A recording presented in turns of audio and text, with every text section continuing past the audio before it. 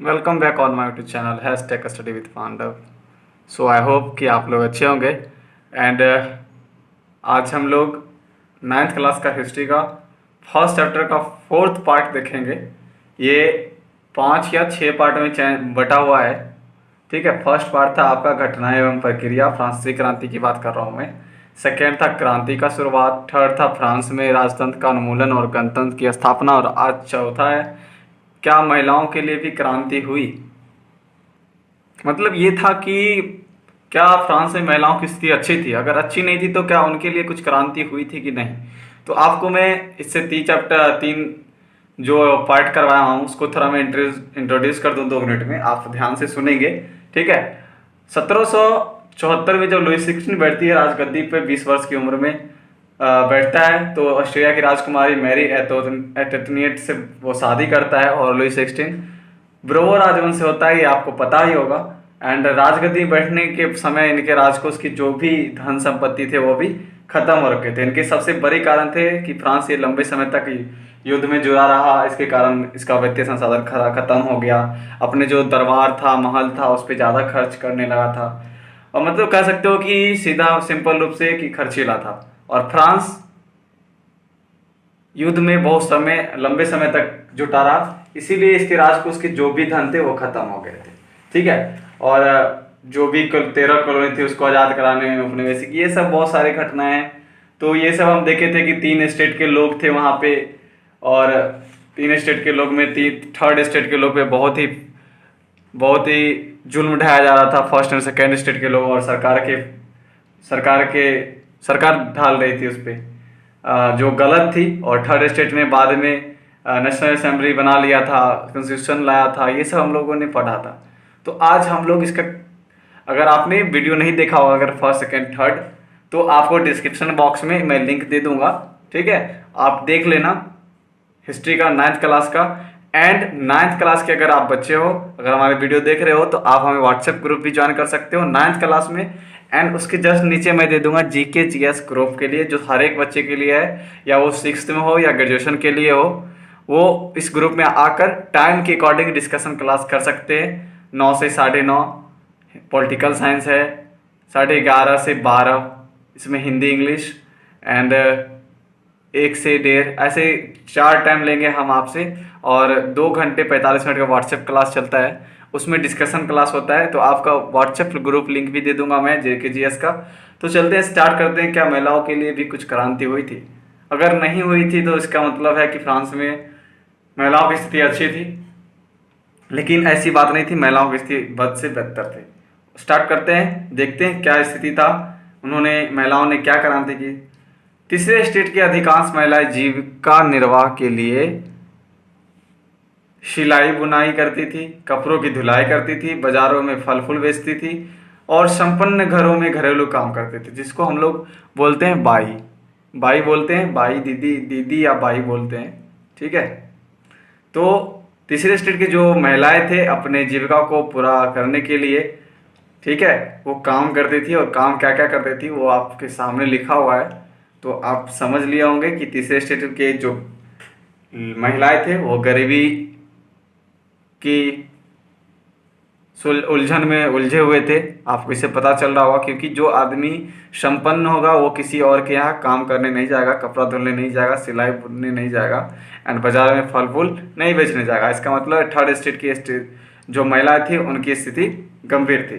ठीक है, तो देखते हैं आगे। सिर्फ कुलीन और पदारी और तीसरे स्टेट के जो धनी परिवार के लोग थे, संपन्न परिवार के जो लोग थे, उनमें जो लड़कियां थी, ठीक है, उन परिवारों को जो लड़कियां थी वो सिर्फ शिक्षा ले सकती थी, उन्हें ही सिर्फ शिक्षा प्राप्त करने का मौका था। अब जो कामकाजी महिलाएं थी जो इधर उधर काम करती थी दूसरी जगह, वो अपना परिवार भी पालन पोषण करने के लिए कुछ उनको घर पे काम करना पड़ता था।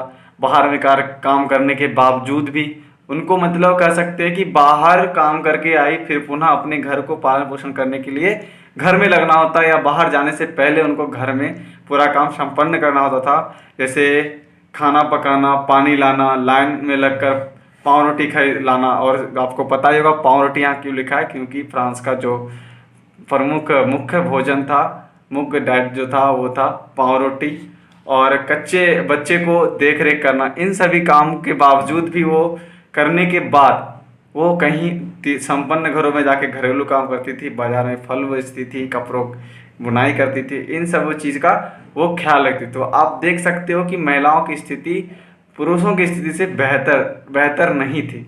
ये पूरे दिन कार्य में लगी हुई थी। अगर ये गांव घर और बाहर के कार्य में नहीं लगे रहते तो जो पुरुष थे वो गंदी सरकार और नीच सरकार के विरुद्ध वो आवाज़ नहीं उठा पाते, वो भी घर के ही उलझन में उलझे रहते। तो महिलाओं की ये बहुत बड़ी भूमिका रही कि वो अपने घर और बाहर को संभाला ताकि उनके जो घर में पुरुष हैं वो सरकार के विरुद्ध आवाज़ उठाने के लिए बाहर निकल पाए। इतने मेहनत के बावजूद भी पुरुष की तुलना में महिलाओं की मजदूरी कम थी। इतने मेहनत करते थे घर में बाहर में, फिर भी जो मजदूरी इनको मिलता था वो पुरुष की तुलना में बहुत ही कम थी। तो इनको अनफेयर लगा, बिल्कुल अनफेयर था। अगर वो बच्चा बड़ा महिला हो या पुरुष हो, काम सेम कर रहा है, मेहनत उतना ही कर रहा है, मेहनत उससे ज़्यादा कर रहा है, तो जो जेन्युइन पैसे हैं, जो मजदूरी है वो मिलना चाहिए, ना कि जाति या लिंग पर मिलना चाहिए कि ये स्त्रीलिंग है पुल्लिंग है, उस पर मिलना चाहिए मेरे हिसाब से। अपने हितों की हिमायती करने के लिए और उन पर चर्चा करने के लिए खुद को राजनीतिक क्लब शुरू किए और अखबार निकाले। किन्होंने?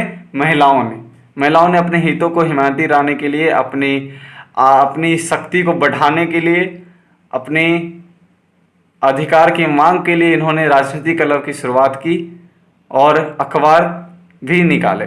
उनमें से एक अखबार अभी तक 60 उन्होंने क्लब बनाया था, प्रमुख क्लब थे। और जब महिलाओं ने राजनीतिक क्लब बनाना स्टार्ट किया तो 7 क्लब अस्तित्व में आए। इनमें से एक क्लब जो थी वो बहुत ही प्रमुख थी, उनका नाम आपका देख रहे होंगे आप स्क्रीन पे, the society of revolutionary and Republican women. ठीक है, वीमेन लिखा है, इसका इंग्लिश में वुमन है। ठीक है, तो ये 60 क्लब में एक महत्वपूर्ण क्लब का नाम है जो बहुत ही फ्रांस में मशहूर थे और इससे बहुत बड़ा इफेक्ट पड़ रहा था किस पे? वो फ्रांस की सरकार पे, क्योंकि यहाँ महिलाएं बहुत सारी बात करती थी कि हमारे राइट्स क्या होना चाहिए, हमें किन चीज़ों पे वंचित किया जाता है। तो इन सभी चीज़ों पे वो बात करते थे। महिलाओं ने बहुत सारी मांग रखी। क्या क्या मांग रखी वो देखते हैं। पुरुष के समान राजनीतिक अधिकार होना चाहिए, अगर पुरुष वोट देता है तो हमें भी वोट देने का अधिकार होना चाहिए। और आपको बता दें, महिलाएं कुछ बातों से निराश भी थी। वो किन बातों से निराश थी कि 1791 ईस्वी में जब संविधान बना तो उन्हें निष्क्रिय नागरिक का दर्जा दिया गया। ठीक है, सक्रिय नागरिक का दर्जा नहीं मिला। आपको निष्क्रिय नागरिक और सक्रिय नागरिक का मतलब मैंने बता रखा है, आप नहीं देखें तो पिछले वीडियो में जाके आप देख सकते हैं। ठीक है, इन सभी चीज़ों से वो नाराज थी। उनका मांग था कि हमें सक्रिय नागरिक का दर्जा दो, क्योंकि उन्हें 1991 के संविधान में उन्हें निष्क्रिय नागरिक का दर्जा दिया गया था। तो उनकी मांग थी कि हमें सक्रिय नागरिक का दर्जा दो। ठीक है, नेक्स्ट, मताधिकार की मांग उन्होंने उठाई। किन्होंने? महिलाओं ने, कि हमें भी मतदान देने का अधिकार होना चाहिए। और क्या मांग उठाई? सबसे बड़ी मांग कि राजनीतिक असेंबली के लिए चुने जाने तथा राजनीतिक पदों की मांग रखी। इन्होंने कहा कि अगर पुरुष किसी राजनीतिक पद पे खड़ा हो सकते हैं तो महिलाओं को भी खड़ा होने का अधिकार होना चाहिए। जिस तरह आप देखे होंगे इस बार जो इलेक्शन हुआ था उसमें हमारे इंडिया में जो पंचायती राज के स्तर पे जो भी पद होते हैं, पंच, सरपंच और वार्ड मेंबर, मुखिया, सब में महिलाओं को सीट दिया गया था इस बार। तो ये एक महिला शक्तिकरण कह सकते हो, उसका एक उदाहरण है कि इस बार सरकार ने एक ऐसा अच्छा स्टेप लिया कि हर एक पद पर महिलाओं को खड़ा करने का निर्णय लिया था। इस तरह से क्या होता है कि महिलाओं में आत्मनिर्भरता बनती है और उन्हें आशा जगती है कि सरकार हमारे साथ है और महिलाओं को आगे बढ़ाने में काम करेगी। तो महिलाओं ने भी यही मांग रखी थी कि हमें भी राजनीतिक हिस्सा लेना चाहिए, हमें भी राजनीतिक हिस्सा में रहने के लिए इजाज़त दी जाए। ठीक है, तो चलते हैं आगे, अगले पेज में देखते हैं। अब वो जो क्रांतिकारी सरकार थी, जो अपनी जनता के प्रति जवाबदेही नहीं रखता था, उन सरकार ने इन सभी बातों के दबाव के बाद महिलाओं के जीवन के सुधार के लिए बहुत सारे कानून लागू किए। वो देखेंगे कि कौन कौन से कानून लागू हुए थे। सरकारी विद्यालय की स्थापना की गई और स्थापना के साथ साथ ही क्या किया गया कि लड़कियों, हर एक लड़की, जो गरीब हो, अमीर हो, किसी कास्ट से हो, रंग भेद किसी का हो, उनके लिए शिक्षा को अनिवार्य कर दिया गया था। वो कब हुआ? जब आंदोलन हुआ, जब सरकार की विरोध हुई।